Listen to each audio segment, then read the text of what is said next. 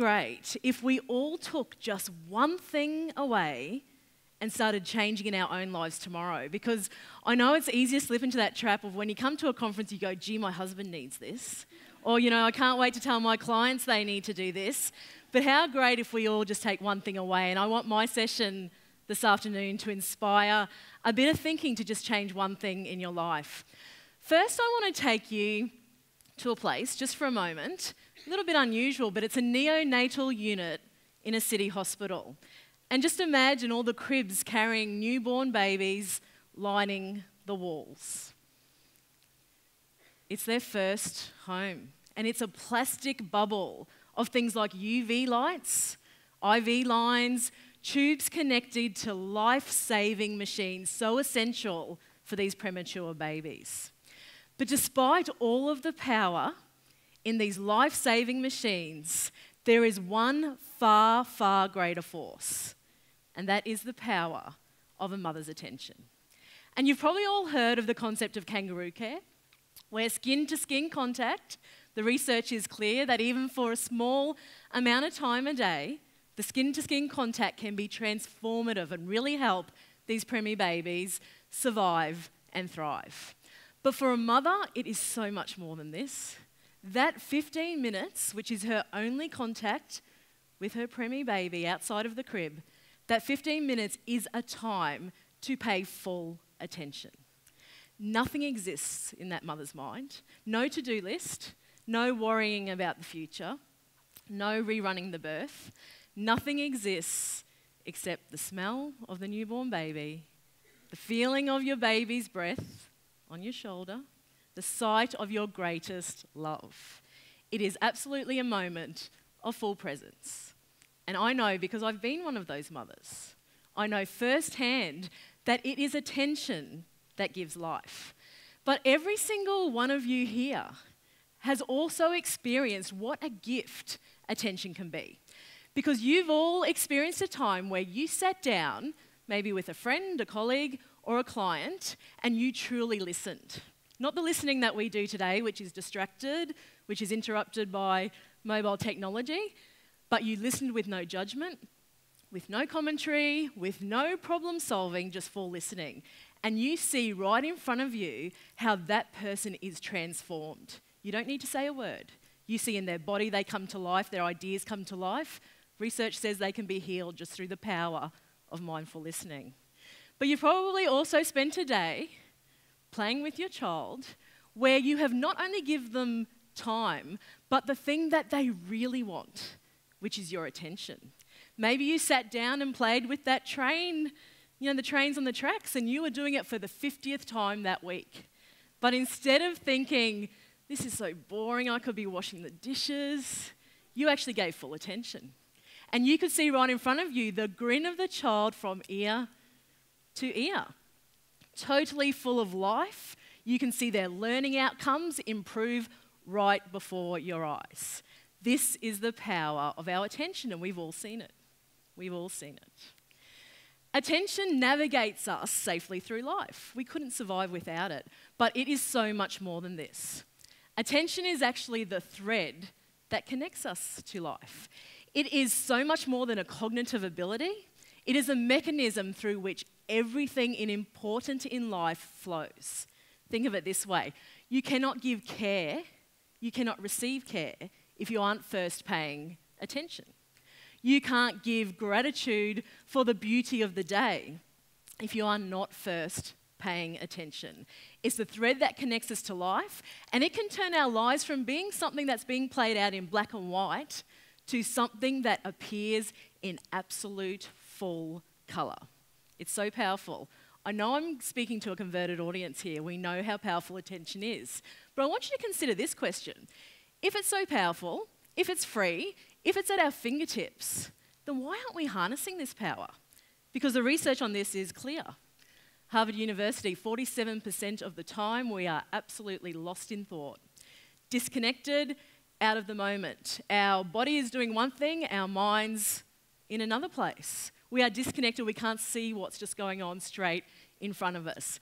Again, we don't need the research because for a bit of audience participation, who has ever arrived at their destination by car with little recollection of the journey? Give me a show of hands. Common experience. Who's ever met someone 2 minutes later, no idea what their name is? Again, a show of hands. What about walking into a room and then going, I've got no idea why I came here?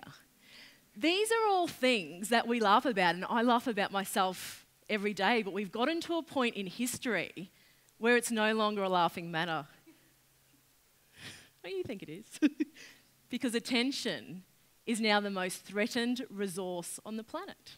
It's being misused and abused more than ever before. You've had this experience that if you've ever had a chat on the phone while you're replying to an email, or perhaps sat in a meeting while rerunning the events of last week, then you're a culprit. But we are all culprits, and it's having its effect at both a personal and a global level. On the personal level, we're feeling disconnected from others. We're living lives that are full of activity, but lacking meaning.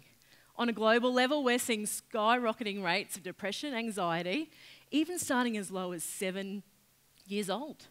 We're at war with each other. We're at war with the natural environment. All of these things are a consequence of a world that has stopped paying attention and paying attention to the right things. Perhaps it's not a new problem because we have had warnings throughout times. Check this one out, 1st century AD by the philosopher Seneca. The abundance of books is distraction. Imagine if he was here in the modern world where each day, on average, we are receiving the equivalent content of 174 newspapers. Distraction much? And then we hear from an economist, Herbert Simon, 1971, a wealth of information creates a poverty of attention. There is no doubt that in today's time, it's unprecedented. The information we receive, we're required to juggle the sources of information, the mechanisms that we juggle it through. It is unprecedented. And we've got something to thank for that. You might call them mobile devices, we call them attention muggers, because they sit in your pocket, they disguise themselves like they're a friend, but they sit in your pocket ready to pounce whenever there's a moment of idleness. And we all know that the idle, the times where you can just stop, do nothing, totally undervalued. But you look in a bank queue or at a bus stop, the first thing people do is pull out the mobile phone. I can understand why, because there are so many conveniences that have come from mobile phones. We can have any information we want at our fingertips. We don't have to wait. So, for example, she's got a new boyfriend. Don't wait to meet him. Check him out on Facebook and get to know him better and see if he's got a Twitter, Pinterest, Instagram account. We can check him out. We don't have to meet him. Things like the weather. Don't wait and see what the weather's like in the morning. We can look it up. A song. Who comes from the day where if you liked a song, you waited for the album to be released? These days, you like the song, download it straight away. So as I said, there's so many conveniences with technology, but what consequence is there when the average person has to deal with upward of 150 emails each day? What consequence is there when we're at a weekend sport and that moment that our child looks up to get that reassuring nod of approval, our head's down in mobile technology? What consequence is there in the world when we now have better access to mobile phones than we do to working toilets? Just crazy. The other thing that these things have done is given rise to a new breed called the attention thief. Who thinks they already know one? Someone who has no regard for what you're doing at the time. They elevate their own interest to share. So you get a text about, the latest gossip or 5 Facebook, updates in the space of a minute about all of this drama, all of these things. And I think sometimes we think, it's good to be distracted by that stuff. But it's no small crime because it takes 25 minutes for your brain, when it's interrupted, to recover and get back to the same level of focus. 25 minutes. Also, make no mistake that your attention is limited. When it's soaked up by the trivial, there is nothing left to give to what's important. So we've all been affected by attention thieves, but also we are all guilty of being attention thieves, myself included. And I think it's a challenge when we unconsciously thieve from the people that we love the most. And in this case, It's our children. If you want to know how attention works best, check out a 1 or 2 year old in a pram. They are leaning forward, they are looking up to the sky, the trees. They are so immersed in seeing what's going on in the present moment. But there's a trend over the last 5 years that's about, you're going to fall out of that stroller, have an iPad. You're going to get bored standing in this line, play on my phone. You're going to fight with your sister, let's get the DVD player happening in the car. And I want to be clear that I'm not saying that on the way out we need to chuck out all of our technological devices, because that absolutely is not the answer. But the question we need to ask ourselves is, who is the master and who is the servant? Because when you're a servant to technology, the first thing that goes is your impulse control. First thing that goes is your ability to make choices around what you pay attention to. The other reason I don't want you to sign up for the digital detox or the screen-free night is because technology isn't actually the biggest problem here. In a lot of ways, we need to thank technology because it's highlighted a bigger problem. And that is that the biggest assailants of attention actually lie within, or what we call space invaders. We know attention loves space. You get ideas when you stop thinking. When you go out into nature, you solve the problems that you've been struggling with for months. But we now have 70,000 thoughts a day, 12,000 internal conversations, and most of them aren't that nice.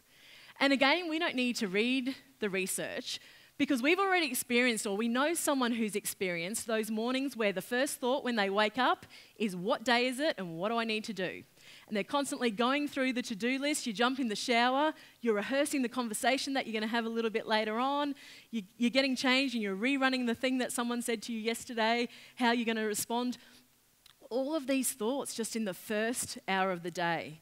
We're addicted to junk thoughts, to the dopamine hit that we get from being busy, the false sense of security that we get through working through all these plans in our head that are never going to happen, all of these junk thoughts. And that's not even mentioning the fears that are circling in our mind that drive a lot of our actions. So many that Martina Sheehan and I wrote a book on them. Some of you may have grabbed it, Wired for Life. We're worried about getting things wrong. We're worried about failing. We are so worried about uncertainty that we're creating all these elaborate plans in our head. We don't want to stand out. We don't want to get rejected. We don't want to miss out. All of these things taking up such pure and vital space that we really need to nurture.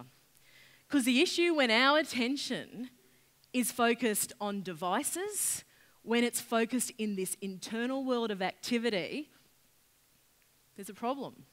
Because what you focus on grows. Attention breathes light, real light and life into your thoughts. And if you focus on things like, how can I make a difference? How can I help others? How can I use my strengths? Attention will give you a glorious path to a really fulfilled life. But if you're focusing on self-doubt, why you're not good enough, all of these fears that will never come to pass, attention will lead you down a very, very negative path, because what you focus on grows. We've heard about that in neuroplasticity today already. Also, when your attention is captured by devices or your internal thoughts, you are withholding it from the things that really matter. And a lot of the time, that's the people right in front of you.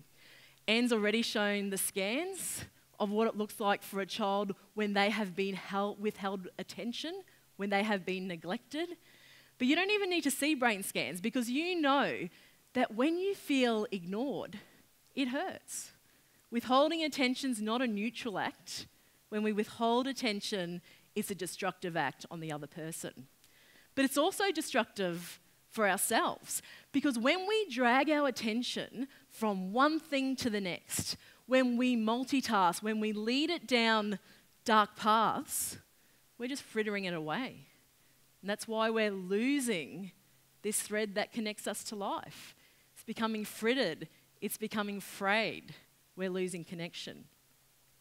It's all getting very serious, so I thought I'd show you a pair of my shoes.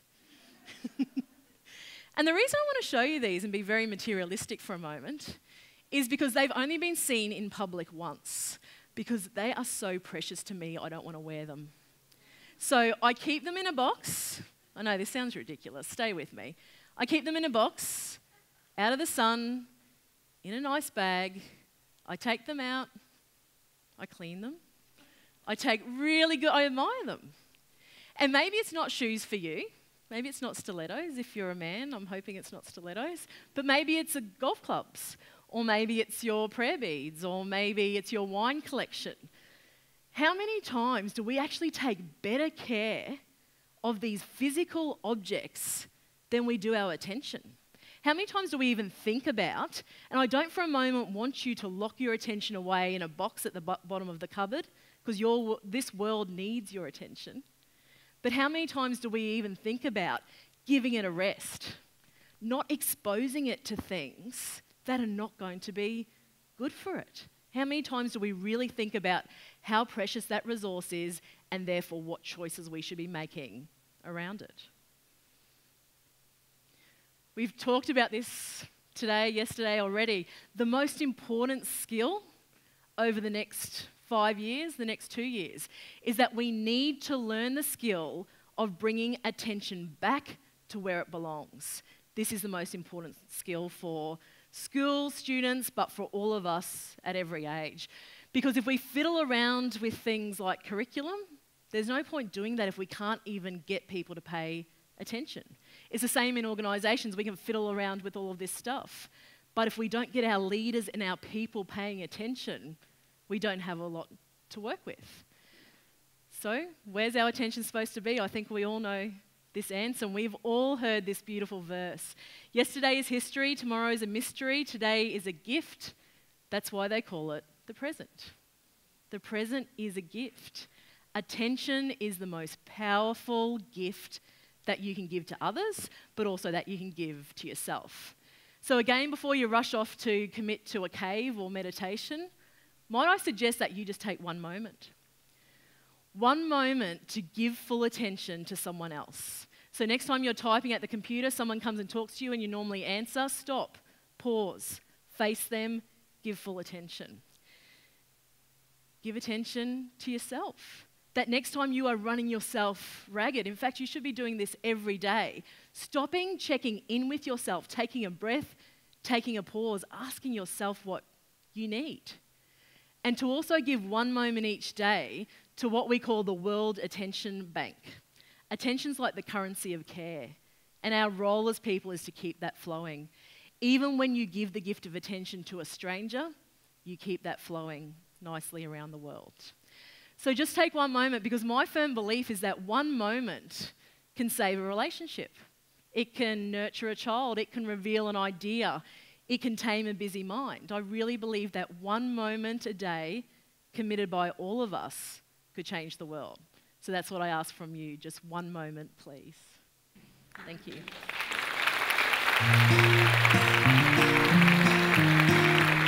By the time we're 60, more than 90% of us will have known someone close to us who has suffered from some sort of a neurological disorder. You all know you're not going to live forever.